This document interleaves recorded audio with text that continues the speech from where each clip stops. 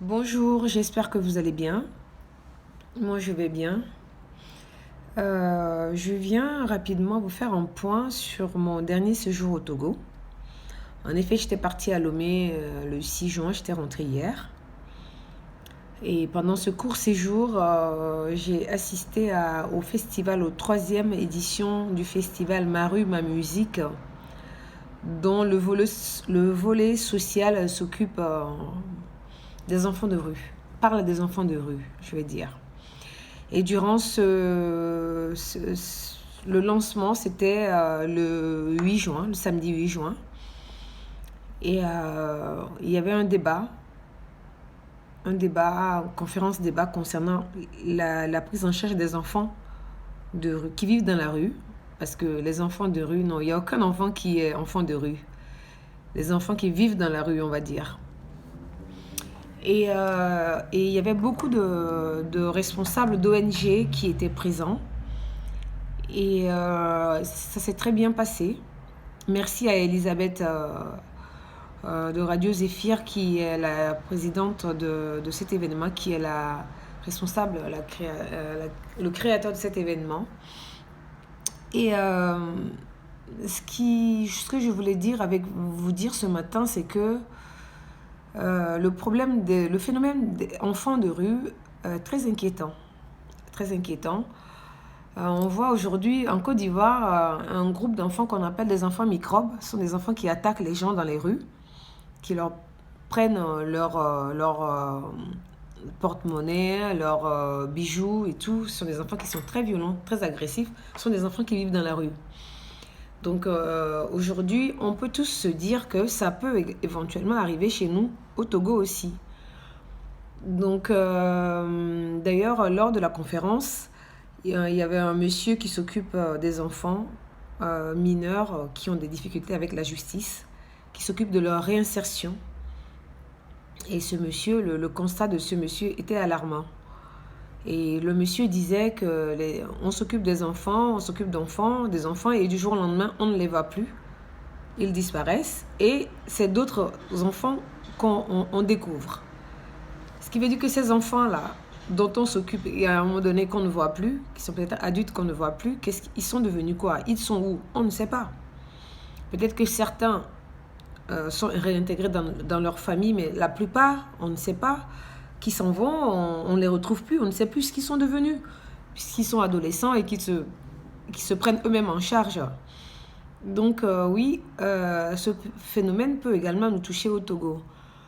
Moi, le résumé que je fais de ce débat, conférence, de tous des éventuels intervenants, discussions que j'ai pu enregistrer durant cette conférence débat, c'est que m'amène à me dire que le plus gros boulot doit se faire au niveau des parents.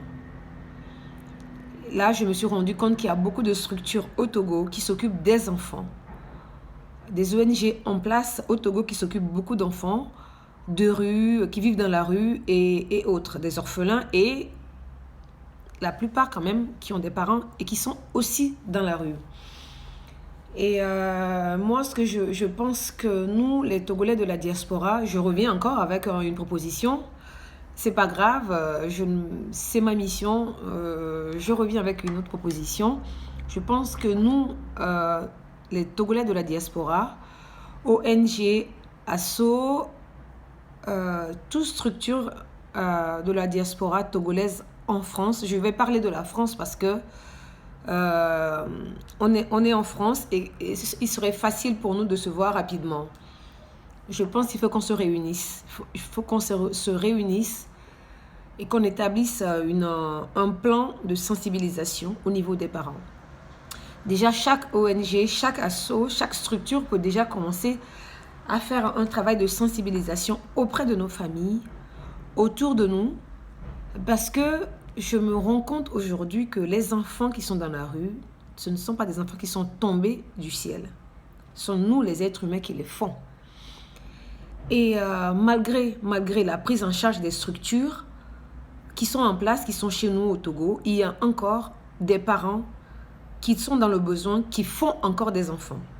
Alors que ces parents-là, on leur donne de l'argent tous les mois pour s'occuper de leurs enfants parce que ces enfants sont orphelins soit de père ou de mère. Mais je ne comprends pas pourquoi ces femmes font encore des enfants alors qu'elles en ont 3, 4 dont elles n'arrivent pas à subvenir. Donc, moi, je pense que on va beau mettre des structures en place.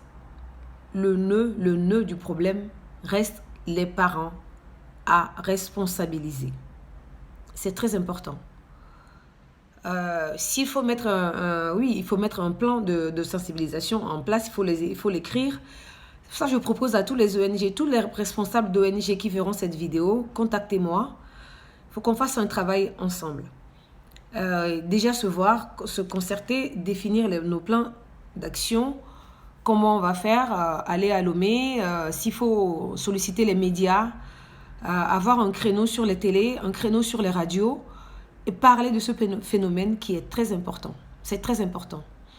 Moi, en tant que responsable d'ONG, j'ai un exemple à vous donner, c'est que pendant ce court séjour-là, j'ai découvert qu'il y a une maman dont notre ONG s'occupe de 3 de ses enfants.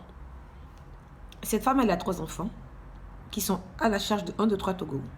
Cette femme, on reçoit 25 € par mois pour les 3 enfants.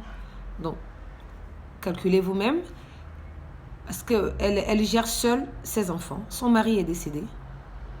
Et aujourd'hui, je découvre, il y a 2 jours, je la vois avec une grossesse. Je la vois avec une grossesse. Franchement, bon, je n'en dirai pas plus, mais c'est pas encourageant. C'est pas encourageant. On prend les gens en charge pour qu'ils puissent s'occuper réellement de leurs enfants concrètement, leur offrir un avenir meilleur, on va dire, une vie stable plutôt, je vais dire. Mais on se rend compte que ces personnes-là, à qui on donne de l'aide, font encore des enfants, alors qu'elles n'ont pas les moyens au départ.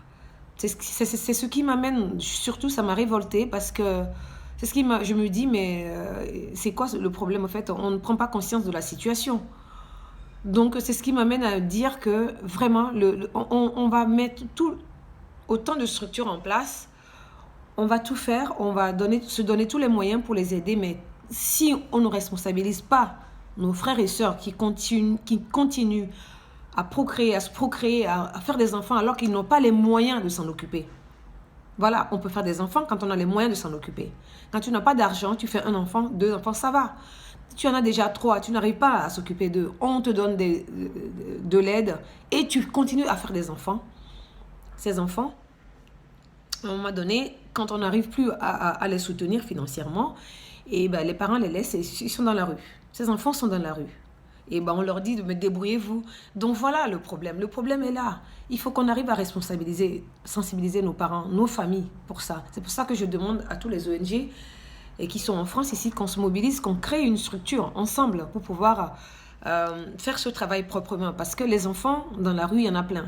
Aujourd'hui, quand on va au Palais des Congrès, quand on s'arrête au feu du Palais des Congrès, où il y a Total et Agip, je crois, vous allez voir des enfants de 8 ans, 6 ans, 8 ans, qui sont dans la rue et qui viennent vous nettoyer votre véhicule. Moi, j'en ai vu là récemment. J'ai même discuté avec ces enfants-là. Ce sont des enfants qui ont des parents, qui ont les 2 parents en vie, mais qui ne s'en occupent pas. Donc ces enfants, vraiment, ce sont des potentiels dangers pour nous parce qu'on voit ce qui se passe aujourd'hui en Côte d'Ivoire. Les enfants de rue sont des bombes à retardement si on ne s'en occupe pas. Donc il faut vraiment qu'on fasse un travail sur ça. C'est très important.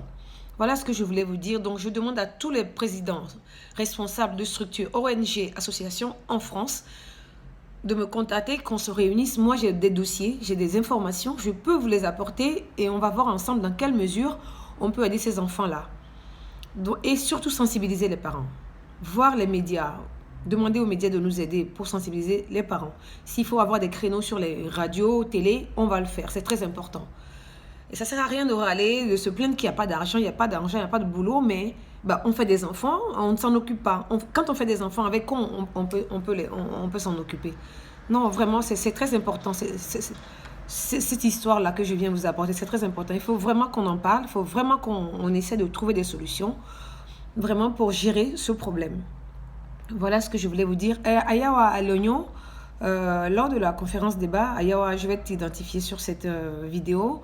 Tu avais posé la question à la personne qui s'occupe de la réinsertion des enfants mineurs qui ont des problèmes avec la justice, qui disparaissent en fait. Parce qu'il avait dit qu'à un moment donné, ces enfants, on ne les voit plus. Ben, je me suis renseignée un peu. Bon, certains sont réintégrés dans leur famille avec difficulté. Certains trouvent les moyens de louer un appartement, de louer un studio, de louer une pièce quelque part. Et ils continuent leur vie comme ça, par voler. Voilà. Et certains vont apprendre un métier, mais la majorité quand même poursuit son chemin dans les délits. Voilà. Donc, c'est pour ça qu'il est important de gérer ses enfants, de s'occuper de ses enfants et de faire également un travail de sensibilisation auprès des parents. Donc, voilà ce que j'avais à dire, ce que j'avais noté.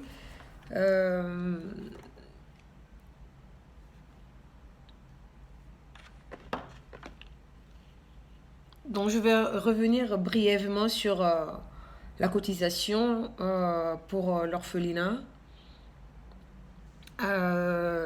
Il y a encore eu quelques dons. Il y a eu 5 dons. Mao Sekwesan a cotisé 10 euros. Edo Modro a donné 50 euros. Il y a une dame qui vit aux États-Unis qui a donné 30 euros mais qui ne souhaite pas qu'on donne son nom.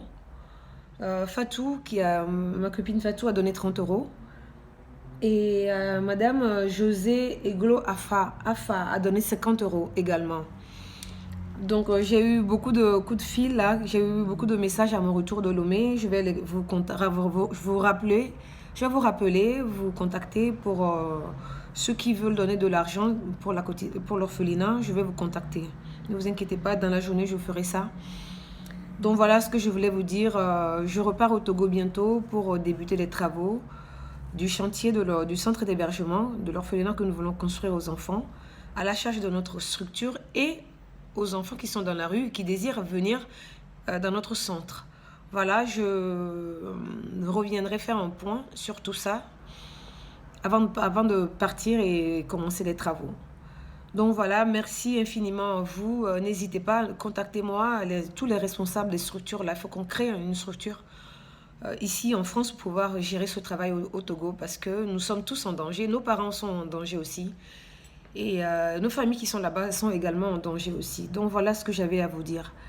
Passez une excellente journée. Je voudrais remercier Nathalie de Souza, la présidente de l'école Maria Pilar de Souza, qui ont fait un don suite à leur festival, leur concert de danse effectué au Grand Rex samedi soir. On fait un don financier à notre association 1, 2, 3 Togo. Donc, merci infiniment, Nathalie. Merci de nous faire confiance. Donc, voilà, merci à M. Kao pour son soutien, pour son travail, son dévouement pour la cause des enfants. Et merci également à Herman qui gère notre structure au Togo. Merci infiniment à tous les bénévoles, Raphaël, Serge, Richard. Voilà, merci à tout ce monde-là. Merci à Dogbeda, notre partenaire Dogbeda, CRED, l'ONG CRED, qui était présent samedi lors du festival Ma Musique avec les enfants parrainés qui sont placés chez eux. Merci à tout ce monde. Si j'oublie quelqu'un, excusez-moi. Merci à tout le monde. Voilà, passez une excellente journée et à très bientôt. Greta.